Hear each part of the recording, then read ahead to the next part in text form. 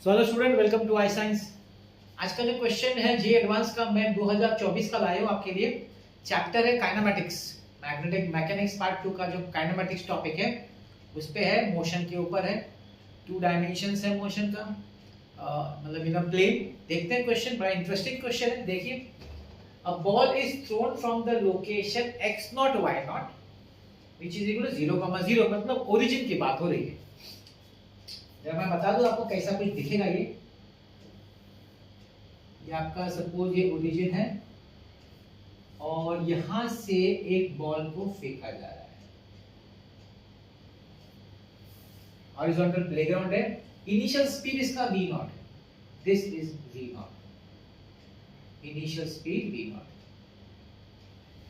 Eight an angle theta naught from the positive x direction. तो ये जो angle है बाय पॉजिटिव x है थीटा नॉट, क्योंकि ये आपका x एक्सिस है कि The ball is to be hit by a stone। अभी ये जो बॉल जा रहा है ऊपर की तरफ इस स्पीड से, इस एंगल से, इसको एक पत्थर से मारना है हमको। अब देखिए मजेदार, इस to be which is thrown at the same time, उसी टाइम जिस समय ये बॉल फेंका गया उसी समय पत्थर भी फेंकना है। कहां से फेंकना है? From the location x1 y1 l,0, l,0 मतलब point on the x axis, so somewhere over here।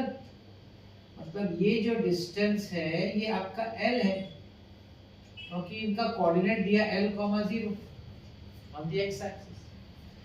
कैसे फेंकना है? The stone is thrown at an angle 180 minus theta 1 from the positive x axis. इसको यहां से फेंकना है 180 minus theta 1 from the positive x axis. मतलब ये जो एंगल हो गया ये थीटा 1 हो गया, ठीक है ना। विद अ सुटेबल स्पीड, अब ये स्पीड नहीं मालूम, चलो मैं इसको ले लेता v1 नहीं मालूम। For a fixed v not when theta naught theta 1 45 एक केस है दोनों का एंगल 45 है, तो the stone hit the ball after time t1। अगर दोनों का एंगल 45 है तो टाइम t1 के बाद स्टोन बॉल को मारेगा। और फिर अगर ये एंगल चेंज किया थीटा नॉट, मतलब ये पहला वाला 60 डिग्री और ये दूसरा वाला 30 डिग्री है, तो ये जो बॉल स्टोन बॉल को हिट करेगा कितने टाइम के बाद हिट करेगा? t2 के बाद। तो दो टाइम है, एक टाइम t1 है, एक टाइम t2 है। क्वेश्चन क्या पूछा है? t1 अपॉन t2 स्क्वायर कितना? अब ये जो इंटीजर टाइप क्वेश्चन है, ऑप्शन नहीं दिया आपको, एक इंटीजर आएगा आंसर, उसको टाइप करना है और हो गया आपका। इसमें नेगेटिव मार्किंग होता नहीं, ये बेनिफिट है, लेकिन आंसर मिलना चाहिए। ये भी एक इंपॉर्टेंट पॉइंट है, क्योंकि गेस तो कर नहीं सकते, देयर इज नो ऑप्शन। ठीक है, चलिए देखते हैं। अब ये जो एंगल में दोनों जा रहे हैं तो हम इनको सबसे पहले इनका कंपोनेंट बना देते हैं ना, हॉरिजॉन्टल एंड वर्टिकल कंपोनेंट्स। तो अगर बात करें वर्टिकल कंपोनेंट्स की, vertical components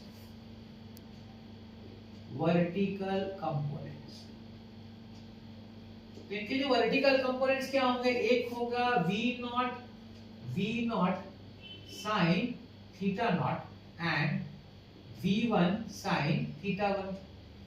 vertical components. Horizontal components,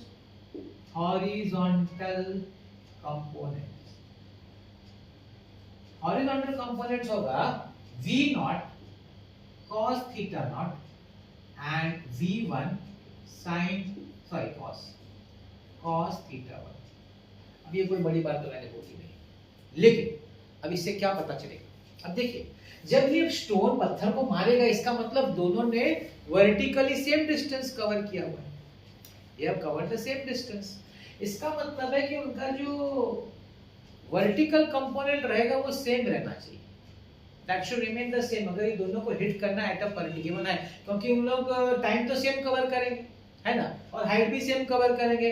अगर टाइम सेम कवर करेंगे, हाइट सेम कवर करेंगे, तो उनका वर्टिकल कंपोनेंट सेम रहना चाहिए, नहीं तो ये हो नहीं सकता। ठीक, इसका मतलब है, देखिए मैं लिखता हूं, as per the question, as per the problem, we can say that v naught sin theta naught is equal to v1 sin theta 1। ये मेरा एक इंपॉर्टेंट रिलेशन मिल गया, सबसे पहला रिलेशन। प्लीज अंडरस्टैंड दिस, दोनों का वर्टिकल कंपोनेंट सेम है, क्योंकि दोनों सेम हाइट पे हिट करने वाले आफ्टर सेम टाइम।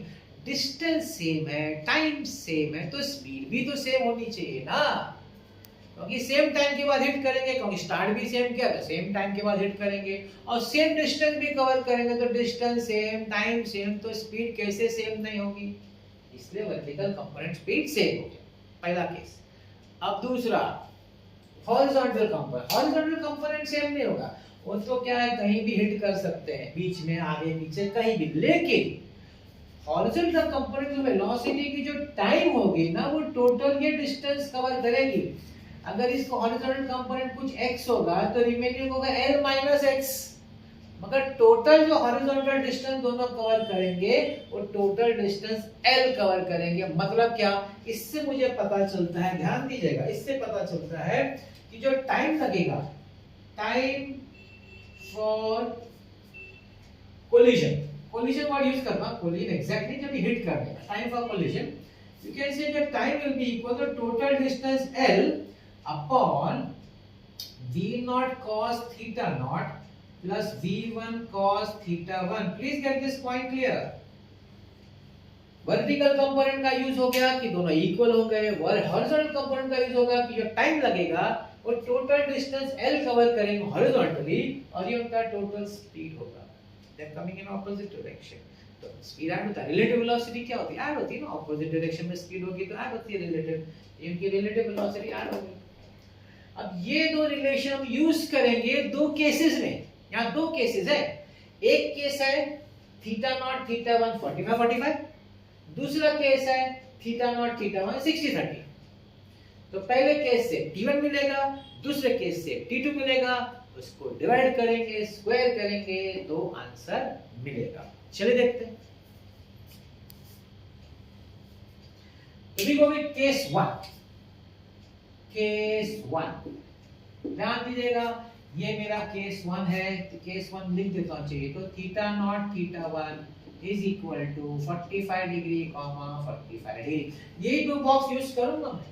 पहला बॉक्स क्या देगा, v0 sin 45 is equal to v1 sin 45, ये लो, ये तो बड़ा इजी हो गया, v0 is equal to v1। अब आ जाओ दूसरे फॉर्मूला, दूसरे बॉक्स पे, इधर आप t नहीं यूज करेंगे, आप t1 यूज करेंगे, क्योंकि केस 1 है, t1 is equal to l upon v0 cos 45। अब v1 यूज नहीं करेंगे, तो हमने बता दिया कि v0 इज v1, तो इधर लिखेंगे v0 cos 45। So t1 is equal to l upon v0 cos 45, तो आप जानते हैं 2v0 cos 45 is 1 upon root 2 इधर कट जाएगा, t1 square is equal to l square upon 4v0 square। आप पूछेंगे सर स्क्वायर क्यों किया, क्योंकि अपने को फाइनली स्क्वायर चाहिए, इसलिए मैंने स्क्वायर कर दिया l square। अच्छा सॉरी, ये √2 है, मेरी सॉरी, √2 है, तो √2 का स्क्वायर 2 होगा, दिस इज √2, हां, √2 2 से कटेगा तो यू विल गेट √2 का square 2, so l square upon 2v0 square, this is your t1 square, square करके छोड़ दिया। अब हम जाते हैं केस 2 पे, let's go to case 2। Case 2 बोलता है कि थीटा नॉट थीटा 1 आपको लेना है 60 degree comma 30 degree, okay 60 degree comma 30। चलिए वापस पहला बॉक्स यूज करते हैं, पहला box v0 sin 60 is equal to v1 sin 30, let's substitute v0 √3 by 2 is equal to v1 into 1 by 2 to cut, so v1 is equal to, या इधर रख देता हूँ, √3 v0 is equal to v1, रहने दो, इसको हम यूज करेंगे हमारे सेकंड बॉक्स में, second box, let's go to the second box. अब t नहीं लिखेंगे, अब t2 लिखेंगे, t2 is equal to l upon v0, चलो v0 ऐसे लिखते हैं, v0 cos 60 प्लस v1 को हम क्या लिखेंगे, √3 v0 cos 30, this is equal to l upon v0 common, cos 60 is आप जानते हैं half and √3 into cos 30 is √3 by 2, L upon V not, अभी ये प्लस है सॉरी, तो इसका हो जाएगा half plus 3/2, so L upon V not, so 4/2 will be 2, इसको भी स्क्वायर कर दो, T2 square is equal to L square upon 4V naught square. This is my second L2 square. I've got T1 square. I've got T2 square. हमको इसका ratio चाहिए. Therefore, T1 upon T2 the whole square is equal to T1 square upon T2 square. T1 square is L square upon 2V naught square divided by L square upon 4V not square, L square गया, V not square गया, 4 ऊपर आ गया, 4 upon 2, the option is 2. आपको type करना है 2, that is the integer type of answer, the option is 2. तो यहाँ पे आप टाइप करेंगे 2 and there you get your 4 marks. Such a simple question, a very simple question. सिर्फ आपको समझना क्या है कि ये क्यों इक्वल है, ये वाला और ये रिलेशन हॉरिजॉन्टल वर्टिकल कंपोनेंट का अगर आपको रिलेशन समझ में आ गया तो सब में कुछ रहा ही नहीं, कुछ भी नहीं रहा इस सब में 4 मार्क्स. तो ये आपका 2024 का मोशन ऑफ प्लेन का काइनेमैटिक्स क्वेश्चन था. आई होप आपको ये सम इंटरेस्टिंग लगा होगा और काफी इजी भी लगा होगा. ऐसे में क्वेश्चन ला रहा हूँ आपके लिए अलग अलग टॉपिक्स के, चैप्टर्स के, और जो मैं हर बार कहता हूँ फॉर्मूला आप लोग अपने हाथ से बनाइए, कॉपी भी करते हैं तो मगर खुद लिखिए अपने बुक में, और उसको आपको हर दिन कुछ ना कुछ उसमें से रीड करना है. एग्जाम के पहले उसी को अच्छी तरह पढ़ना है और उसी की मदद से आपको सम सॉल्व भी करने हैं, वो भी अलग अलग चैप्टर के अलग अलग रैंडम सिलेक्ट करके सॉल्व करने हैं. विश्वास करिए, ये मेथड फॉलो करिएगा, कोई रोक नहीं सकता आपको फिजिक्स एग्जाम में क्रैक करने से. आपका फिजिक्स डेफिनेटली अच्छा जाएगा. मैं इसीलिए आपके लिए अपने प्लेलिस्ट में आप देखिए अलग अलग टॉपिक्स के क्वेश्चन, वो सीईटी में हो, जेईई मेंस हो, नीट हो या एडवांस हो, मैं इसलिए लाता हूँ कि बच्चों को मैं चैलेंज दूँ. बच्चों ने अगर चैप्टर किया हुआ है तो चैलेंज होना चाहिए कि उनको याद आया कि नहीं, ये सम कैसे सॉल्व होता है. जब आपको समझ में आने लगेगा, अलग अलग रैंडम क्वेश्चन जब आपके सामने आते रहेंगे और आप उनको समझते जाएंगे, सॉल्व करते रहेंगे, तो विश्वास करिएगा एग्जाम में आपको बिल्कुल स्ट्रेस नहीं होगा. बिना स्ट्रेस के आप पेपर सॉल्व करने वाले हैं, ये मेरा आपको गारंटी है. तो ऐसे क्वेश्चन लाता रहूंगा, देखते रहेगा मेरा वीडियो. आज का मेरा वीडियो देखने का बहुत बहुत धन्यवाद. Thank you very much.